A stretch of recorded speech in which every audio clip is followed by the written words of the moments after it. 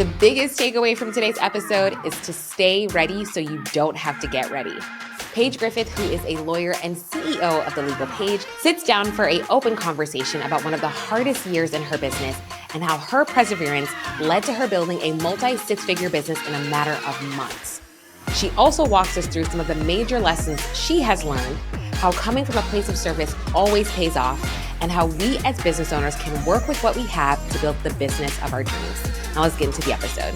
If you enjoyed today's conversation, make sure to like and subscribe so you never have to miss an episode. Hello, Paige. How we doing? Hi, I'm good. I'm excited to be here with you. I know. We were just talking about, it's been a minute since we've personally seen each other. So I'm just excited to have you here and just talk about just life since the last time I saw you in 2021 to now. I feel like so much has happened. I feel like a lot had happened before then and a lot has happened after that. And so I'm excited to have you here. Yeah, I'm excited to talk through this because it'll be fun for me to kind of give a little bit of behind the scenes look at what my life is like, Yes. with a little bit of TLP sprinkled in and what the Legal Page is up to. But yeah, being a little more vulnerable here. Yes. And this will be fun. I know. I'm excited. So you have built a multi-six-figure business in months, but let's go back to that in 2019. Okay. What was going on in that? Because you were a lawyer, photographer, back to an online lawyer. So I mean, I'm excited to hear all of this. Yeah, 2019 was an interesting year. So I started the Legal Page in 2018. Mm-hmm. I was still working as a federal clerk for a federal judge, and I was kind of doing both, right? Mm-hmm. Kind of two full-time jobs. Full-time photography, so in the evenings, on the weekends. I think I probably had 20 to 30 weddings a year. Doing lots of family sessions. I kind of did everything in photography world here in Western Montana, at the same time of having a 9-to-5 legal job. Mm-hmm. And that is kind of where I decided, okay, do I want to go the traditional path and kind of go law firm route? I had this really specific moment with the judge that I worked for, and I'll never forget it for the rest of my life. Mm-hmm. And it was in 2018, and he kind of sat down with me and just said, you know what, Paige, I think you're going to do something different with your law degree. Mm-hmm. And I don't think you should take these interviews with these law firms that you have. It was kind of this permission slip that I didn't know I needed, but it forever changed the trajectory of my entire life. So if you take anything from this episode, just remember that there are moments in time that you might be talking to somebody that maybe isn't your best friend, maybe isn't your partner, maybe isn't your family members that you think are going to give you that extreme advice that kind of changes everything. But I'll never forget it. And then I really kind of was like, okay, I'm going to give this a go with the Legal Page. Started a blog, didn't really do a whole lot with it. And 2019 was like, I'm going to give this a go.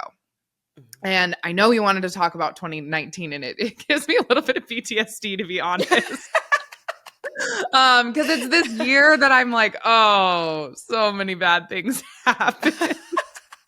So many bad things happen. If I'm going to work backwards, I always think about New Year's Eve on moving from 2019 to 2020.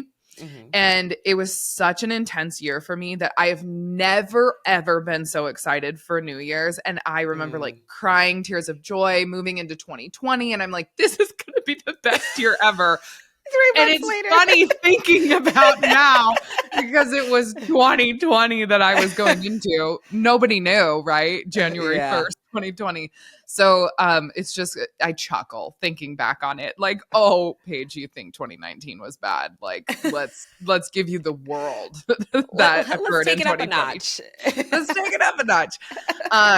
So 2019, I feel like I was hiring without a lot of income. So I was definitely in the red. I was trying to build a business that wasn't just a solo ran, wearing all the hats business. It wasn't feasible. I had to be a lawyer and do the lawyer things and write the contract templates, write the blogs, and I needed help, running the actual business. Mm-hmm. So that was a different the journey for me in business and entrepreneurship. A lot of us kind of just run things ourselves, and that's what I did with photography. So that was an interesting shift of, okay, I'm going to put a lot of capital into the business, but it's, probably not going to churn, and I'm not going to get a lot of ROI from it right away.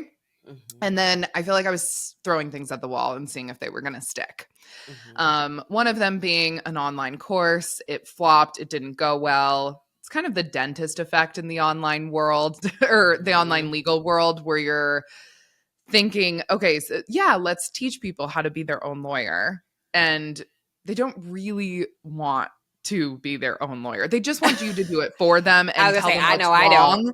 Yep. And yeah, they want you to fix it. So that was eye-opening. I spent, tens of thousands of dollars trying to build a course and hiring like a course launch coach, and the way that they did things, and that worked well for other businesses that they had helped launch courses for. Like it just didn't work for me. So we were all dumbfounded by that situation. And I started my podcast in 2019. So that was an interesting period of time. I just feel like I was trying to do everything, to be very honest with you. And it wasn't really until the end of 2019 and beginning of 2020 that I really got clarity on what the legal page is, what it's for, who it's helping, and really zoning in on the one thing, which was contract templates for me. And now since then, it's all we've sold. It's all I do. And it's the only ROI we have in the business. People always ask me, like, tell me your streams of revenue. And I'm like, there's one. There's just one. So we can dive a little deeper. That's service level what happened. Yes. And the thing is, too, I love your contracts, girl, because I'll be ready for them. That Thanksgiving sale, that's when I get it. That's when I get my... And I know you have multiple throughout the year, but anytime Thanksgiving, I'm always like, put money away, like just to double check, like, are there any other contracts that you need? Every single year. And this was even before I met you. Everybody was like, legal page, contracts. I'm like, all right, dope. And so even when I started Akua, that's where we got our operating agreement, like, just stuff like that. So I'm just putting a shameless plug in. Them contracts, y'all, are a lifesaver. Thank you. Thank you. Yes. But number one, I just want to highlight that I think it takes a lot of courage just to try. And I just love that you still did. You're like, look, I was just trying different things and seeing what would work. And every single time that you try something, it was just a collection of data and just an experience. But when you're going through it, it's not easy, especially when you are like, I know on my heart that this is what I'm supposed to do. But you're not tangibly seeing the results yet. And it's so hard to still go through that to still show up every single day. So how did you keep going? Because you're spending thousands of dollars building this course and you don't see the results on that. Then you're spending money building a team and you don't have the income to maintain that, right? Like those different types of things. Like what still kept you to keep going and figuring this out? Well, I loved what I did. So I feel like when you're really, really passionate about what you do, you always know that there might be another path forward. It might not be this. And then I like to think of myself as the queen of pivoting, pivot Paige here. Like I can pivot so quickly and you learn lessons and you move on and you pick back up and you just try something else. I truly, in my heart of hearts, knew what I wanted the legal page to be and how many people that I could help. And I cared so much about small businesses. I cared about them doing things the right way, the legal way, but doing it in like an effortless way. So they didn't have to be so stressed out. And I had talked to business owners and I knew I was helping them. I just wanted to help more. So even though like a course didn't work, it's fine. You can think of some other offer. You can think of something else that you can do to help people. Another thing that I truly feel like was a good launch to the business was our affiliate program and just networking. So I knew early on that the approach of having affiliates for the legal page and being able to serve their audiences very, very specifically kind of helped me keep going. So I didn't just niche down into one specific segment of the industry. Of course, I was helping photographers first. I was a photographer. I had that expertise. It was kind of this unique selling proposition that I could have selling contract templates is, I know what's going on in the photography world. I'm in it. And then, as we started expanding into other industries, I would work with an affiliate who was a mentor for, their students. And it was just eye-opening what I could do for that lot as well.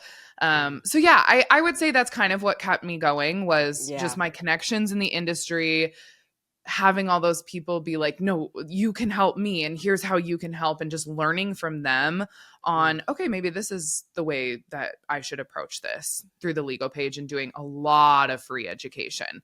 I would say I moved very quickly from, let's do like a paid course, get into this paid course, versus, you know what, that's not what people want. I'm just going to give it to them for free. And I'm going to do it on every webinar. I'm going to do it in every guest experting, masterminds, workshops, retreats. I just did things for free for years. I still do. It's, a huge part of what TLP does. I love, love, love doing free, expert sessions. But back then it was like, how many can I do in 1 week? And it worked, right? Because I felt like I was selflessly giving as much legal education as I could with my background and knowledge, but it was helping people, and they didn't have to, it wasn't a pay to play situation. Yes. Oh my gosh. I love that. And I think I just want to highlight for people that are listening of just with you, like you worked with what you had, right? Like things were not working and you were like, all right, this is all the skills. This is what I can do in this current season right now. Yeah. And I'm just going to make it work. And I think sometimes we feel like, well, once I get this, then I can do this. And it's like, no, like you have everything that you need. And I say this all the time, you have everything that you need in this season to do whatever it is that you want to do. And that was exactly what you did. And right. And so you're like, look, I know right now I'm in a season of like where all I want to do is serve. So here's how I'm going to do it. And even just and it's just so interesting because yes, the contract, it's literally your only one. And that is how you've built this multi-six-figure business, which is just wild. But I think, again, it speaks to the fact of like, when you keep just seeing the vision and keep trying, and just then you're going to find something that really sticks. And I think that's why I just love so much about your story. Because now we fast forward into 2020, right? You're like, all right, here we are. Brand new year, brand new me. Yeah. I was like, let's go 2020. And then 2020 hit. But the beautiful thing is, I was really thinking through, before we press record, how I wanted to go about this episode, because I always say like there was a silver lining in 2020 and I was at the right place at the right time with the right resources. But when we really talk about, okay, what was happening in 2018 and 2019, and, what is the business advice that I want to give people, it's just that, like, if you have a heart for serving and you have a real true passion and you want to take the journey through your business, it's not about the destination. It's about you truly believe in the business that you're building. It will happen. It will happen for you.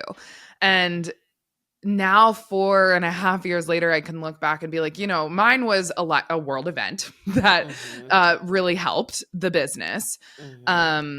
But I think for other people, it might be you book that one client that then helps you soar to places you never believed you could. Or maybe you're networking with that one person who's going to help you tap into their audience, and that's your catalyst for the next step in your business.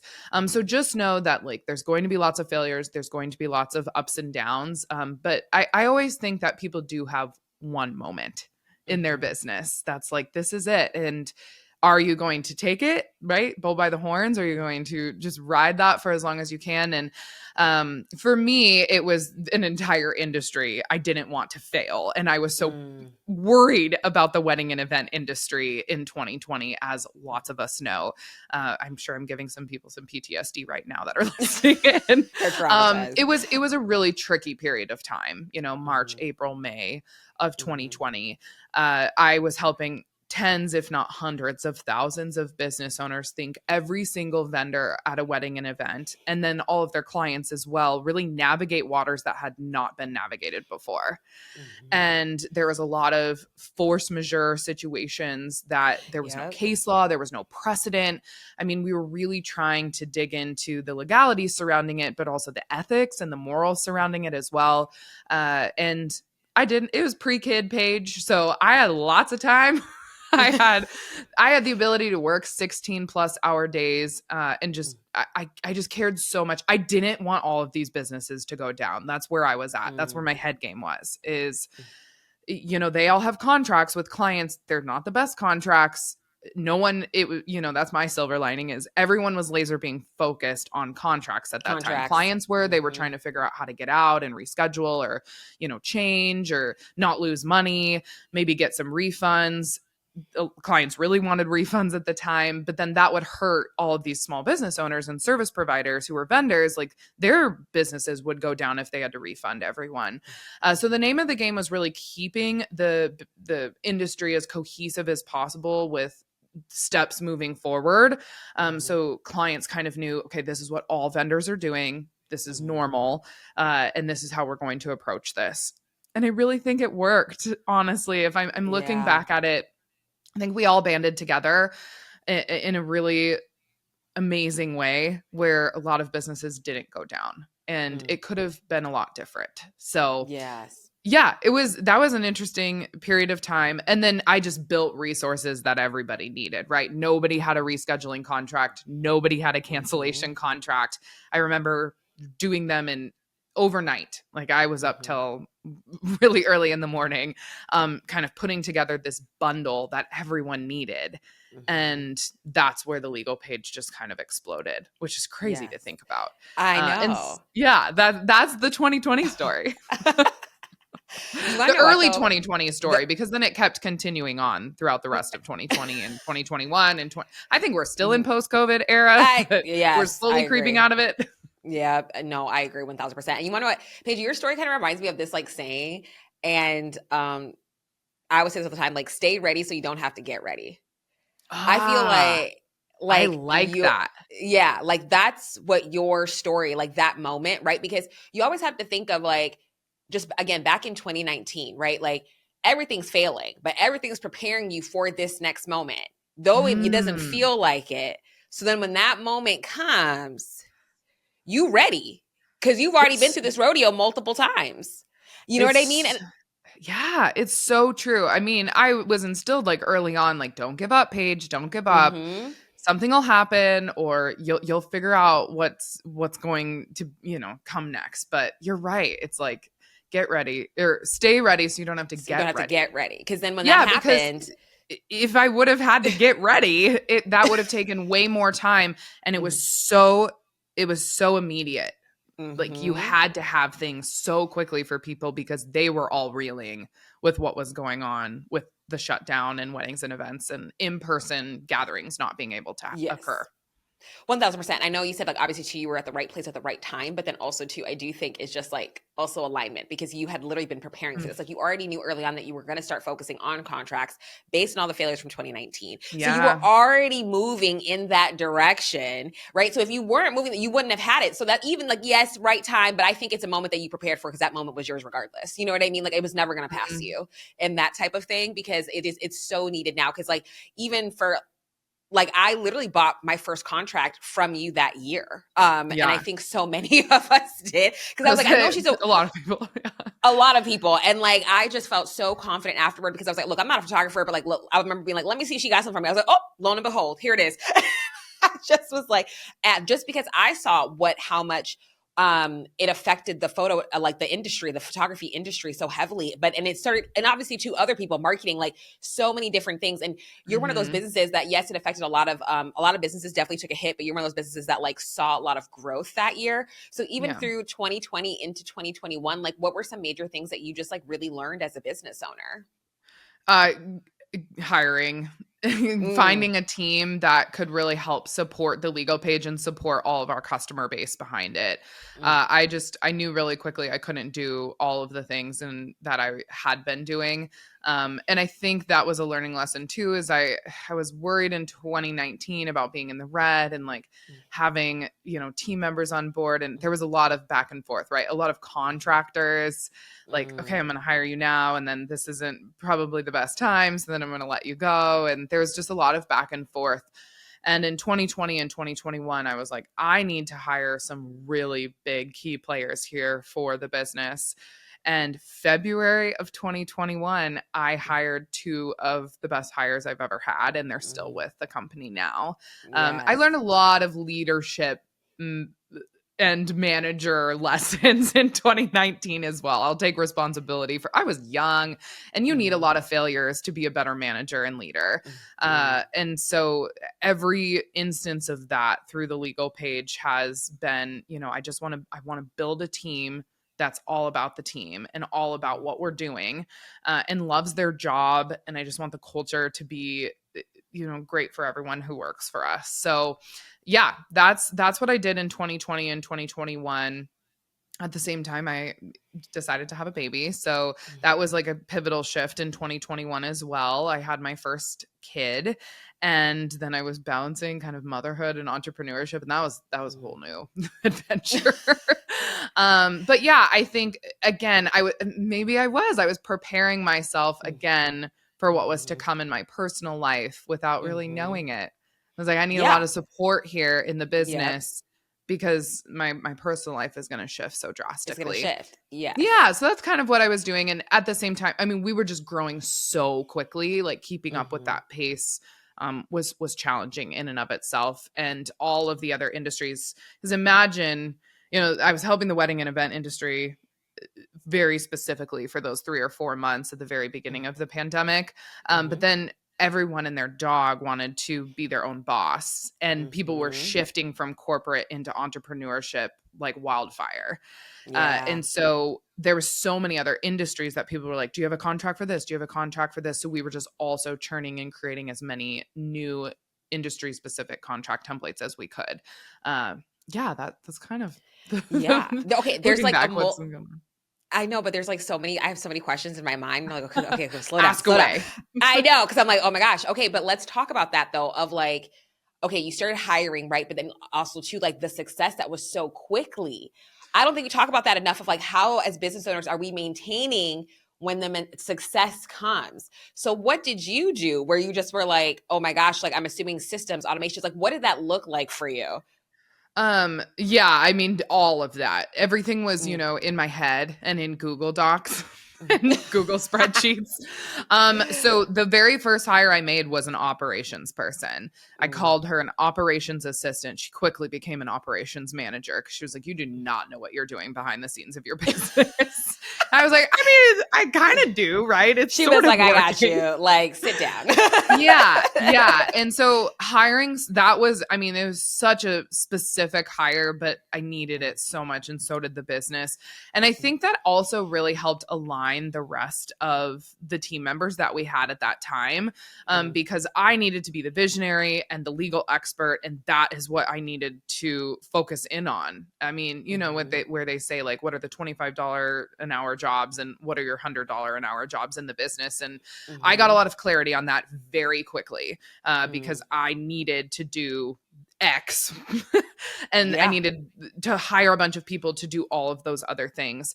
And that was huge. And since then, that particular person has moved from operations assistant to operations manager, and now she's like my number 2 in the business and basically runs ship, and now does a bunch of marketing and directing everybody. So that's fascinating. I could not live without her in the business. She's such a wonderful human.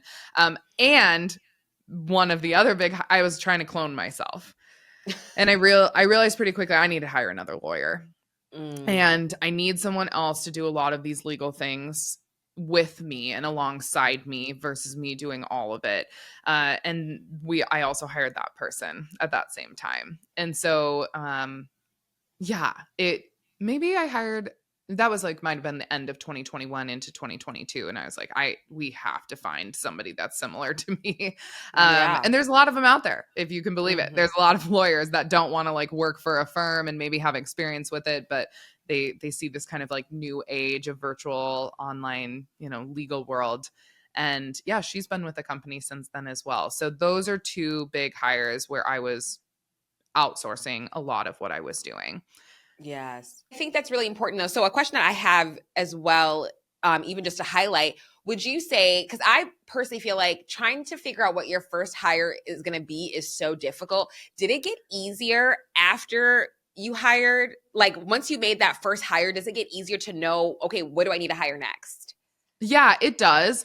I would highly suggest that you find like a business mentor to help guide you. Because if I'm looking back, I think I made a lot of like not so smart hires at the very beginning, like 2018, 2019, beginning of 2020. And when the business, was doing super well and I needed to hire really fast, I felt like I was hiring too frantically. And just for positions that I thought in my mind the business needed versus having a third party come in and be like, okay, give me your org chart. And I was like, what's an org chart? I don't know. Yeah. I'm just like, I'm an entrepreneur. I've been doing this grassroots. I have no idea what I'm my org chart. What are you talking about? And when they saw that, then they can see a lot of the holes, right? They're experts at what they do and figuring out how to build a very successful team and who should be talking to who and how I can get out of a lot of the conversation so I can get back to doing what I need to do. And we're all learning that every single day when we hire certain people. But I would say making sure that you're hiring the right people. It might not be your decision to make. It might be someone else telling you who you need to hire. And that came to me over the course of time, right? So it took me a couple of years to really hone in on, okay, why did I need to hire this person? Who's managing this person? Is this a specific role or do I split this role? Like a lot of unicorn roles were in my business. So there was too many people doing like in all kinds of different lanes of TLP.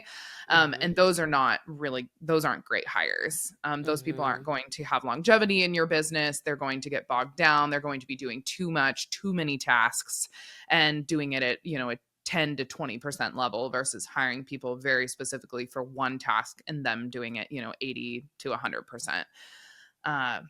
So I think over time, I got a lot of help, got a lot of insight from people so that I wasn't making those hiring decisions. Of course, I'm the one who interviewed and like found the right people. But I will say as well, we have a duality between employees and contractors. And I truly believe in that. I think there is a time and place for an employee in your business who's loyal and that's all they do. So they're not thinking about all these other things. And then there's a time and place for contractors, and we still have contractors in the business that have been with us for a very, very long time, but they really do well at still working for other companies and working for TLP. Yes. Oh my gosh. I love that so much. And I just really want to highlight of how you said that it really takes a lot of time. And I do appreciate even to your transparency from earlier, where you were like, look, there was a lot of back and forth. I would have people on for a short amount of my time and then I'd have to let people go. And I think I'm also guilty of that where I'm like, okay, I think I'm ready to like build my team. And then it's like going for a couple months and I'm like, I don't have like it. Trying to manage a team requires a whole nother level of time, right? Because I was just like, and also letting go, like things I'm still figuring out myself as a business owner of like, how do I want to delegate and what do I want to automate in my business? And like, who am I comfortable delegating to? I'm still navigating that. So I really appreciate where you're like, it takes time, but then also too, you were like, you went to seek out help, like who are doing it really well, like mentors of like, who's doing that really well, running a team very well. And like, how can I lean into that to figure out more resources? Because that vision again was very clear to you of like, okay, I know this is what I need. And so now you've built this team. Now things are starting to run without you, right? Where you're required is heavily. And then you're like, boom, like I'm ready to start a family. You're starting a family. How has that even to transition of, starting a family and then running your own business? Like, and I don't know. I don't even know how I'm asking it, but like, I'm like, that's a huge shift as well. Like you were working 16-hour days and then, and now your time and your focus is required somewhere else. So. Yeah. I mean, time management, it becomes your best friend. And I've reflected a lot over the past year. I had my second child 8 months ago. And so I feel like now I'm mom of two. I'm really figuring out these waters a lot more than with one kid. I feel like it's a little bit easier. I hate to say that like publicly, but I feel like it's just easier because there's like usually two parents and one kid, so you're on 2-on-1, which is a little easier than 2-on-2. Yeah.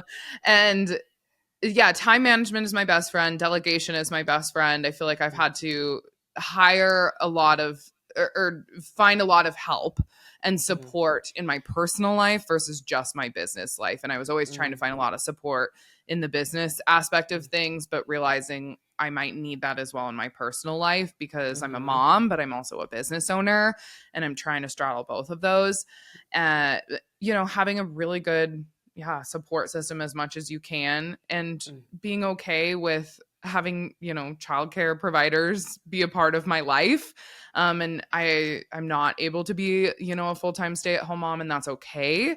I've chosen a work path as well, and so navigating through all of that personally has been kind of what's been going on the past 12 months or so. But yeah, it's a juggling act, right? You're never going to have everything weighed perfectly. It's never going to balance equally. Yeah. Work-life balance isn't really a thing, work-life integration. And I always think of it as like, you're going to be thrown something while you're juggling things every day, whether that's like a personal, object that you're going to have to then juggle, or whether that's a business object that's going to be thrown at you. And you just kind of have to realize like what balls are going to be kept in the juggling act, or if you have to drop a couple of balls, and that's okay. I've also realized, this is a big, big realization as I've become a mom, is I'm not going to get everything done. Like, I'm just not. It's an impossibility for me to get all my tasks done every single day. So being okay with sitting in the uncomfortability that task might have to wait till tomorrow or next week or next month. And I'm not going to be perfect. I can't check all the boxes. And I was trying so hard to do that for the first few years of my business, like the hustle culture. And I truly believed in that. And motherhood has really given me a whole new outlook on that's not worth it. It can wait. My babies are more important, and being present and being with them and having a cutoff time for work. I think we're all working on that as moms who are entrepreneurs and running, a business. It's a constant battle that you're facing, and trying to shift your mindset from work back to your personal life. But kids really help with that. For me, they did. Yeah, absolutely. And I think it's just a really good reminder of like why we started our business, right? A lot of us started our business because we wanted freedom. And that I always bring up that like, oh yeah, I started my own business because I didn't want to work for anybody else, but I'm working 24/7. And I think a lot of us, we all naturally fall into that, but it's like we all do. I mean, but it's like you're building your business. It's just that reminder of like you're building your business to support your life, not like your life is supporting your business, right? Like it's the other way around. And I think that's just such a good reminder of no matter what season in your life that you're in, to really check in with yourself and really take that time to be like, what do I truly want? Even future, because I just think of our episode 2 with Shay Cochran, and I keep bringing up her episode because it's truly such a powerful one, and we'll link that in the show notes. But she says, build the business today that you want tomorrow. And I think your story too is a whole testament to that, of like, though I don't know, like you knew like, okay, maybe I want to start building a family. So it's like, you made those shifts, right? In order to be able to do that. And so again, like really think about your vision, your future of like, what do I want this business to be? What do I want my life to also look like so that my business can support that? And I think that's just like your whole story in general is just such an amazing, amazing testament to that. So I appreciate like your vulnerability of like, I'm in this major season of motherhood now. And how does that look like in entrepreneurship? Because I think there's a lot of business owners who are parents that are still navigating that, feel maybe guilt. And I love that you were like, I'm not going to get everything done, and that's okay. So I love that you highlighted that, because I think even me, myself, I needed that permission. Like, I'm not going to get everything done, and that's not okay. And that's okay. Not me being like, and that's not okay. And that's okay. So I really, really appreciate you sharing that. So thank you. Yeah, Shay's a good friend of mine as well, and I have loved listening to her, outlook on how to run a business and how to navigate that with a family. One of the things I will say that maybe this will help people is having a seasonal approach to your business is something that I really set myself up for, knowing that, okay, I wanted like slower winters, slower summers, but I could go a little bit harder in the spring and the fall. And what did that look like for running sales or running different offers? And when it just kind of ties back up this conversation with you were saying, I wait till the Thanksgiving sale. And We did that. I did that very specifically, being like, I'm going to have a mid-year sale. It's going to be sometime around May or June. And then I'll take a slower summer. And then I'm going to have, a lot of time to work on the business in the fall. Then we're going to have a really big sale kind of around Thanksgiving. And then I'm going to take a slower winter and be able to do a lot of back end work. And I have done that, and I haven't changed that with the legal page since we began. I have not changed it. And that has really, really set me up for success in motherhood. If I'm thinking back now, I didn't know that it would, but it's allowed me to spend a lot more time with my family and my kids during those off seasons, so to speak. I mean, we're still working during off seasons, just not as much.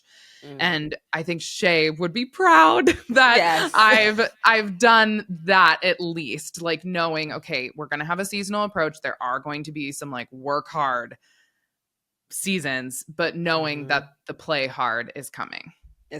Oh, I love that. I love that so much. And so what's next now, for Legal Paige now, after everything that you've walked through, what's next for you? Yeah, I mean, we have some things in the pipeline that I'm very excited about.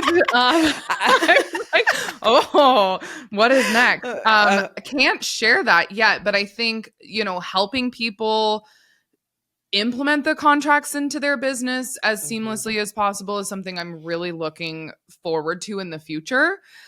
So, getting a little bit more techie in the business versus just, having it as like Word documents and Google documents that we're giving these templates to people, trying to really just make business and the contract part of it and the quote part of it or the invoicing part of it a little bit more seamless. So that's in the works. I don't really know what that looks like yet, but in my head, it's in the works. I think just continuing to build a team. We've worked really hard this summer, actually hiring even more people.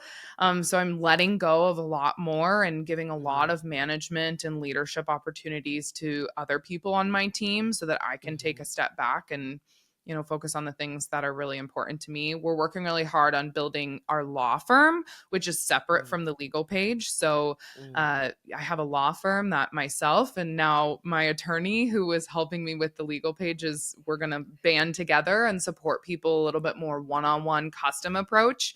Because I think a lot of small business owners need access to that and not just contract templates. Like the people who are scaling and growing, they're looking for more custom approach, like custom legal approaches to things. So we've been working on that. And yeah, I mean, expanding, helping as many industries as I can and fueling them with legal education and knowledge. That's what's in the future. Just continuing on. Yes, I love that so much. And I have loved this conversation, honestly. Like, thank you so much for just giving people just the real tea, like a real glimpse of what it truly takes to build a business. And so every question we love to end with is, what do you think is the biggest differentiator between the businesses that succeed and the ones that fail? Okay, I would say being prepared for the next steps before the next steps occur. Yes. I love that. You like, and cut. But I mean, truly, your story is a perfect reflection of that. And I think that's just so important. Like I said before, stay ready so you don't have to get ready. So when things are hard as a business owner, keep showing up, keep doing the work because it is going to pay off. Like there's a reason why you have the dream of running your own business on your heart. Like there's a reason why it's there. And so don't ever let up on that. So Paige, thank you. Thank you so much for being here. And for people that want to connect with you, where can we support you? Where can we find you? Yeah, you can find me on Instagram at the legal page, PAIGE, and thelegalpage.com. Same. I don't hide the both there. And another really good way to kind of get accustomed to what the legal page does is we have a free contract class. You can go to contractclass.com, learn a little bit about what you may be doing wrong with your client contracts and some tips and tricks for you to do better and have better client contracts. And that's all at thecontractclass.com. And I'd love to see you there. Yes. Oh, well, thank you. Thank you so much, Paige. And for everybody listening, until next time. That ends our episode of the Independent Business Podcast. Everything we've discussed today can be found at podcast.honeybook.com. Head to our website to access for show notes, relevant links, and all of the resources that you need to level up. And if you've enjoyed today's episode, be sure to subscribe to the podcast to make sure you never miss our future content. Drop us a review and leave our guests some love on social, and thank you again for listening.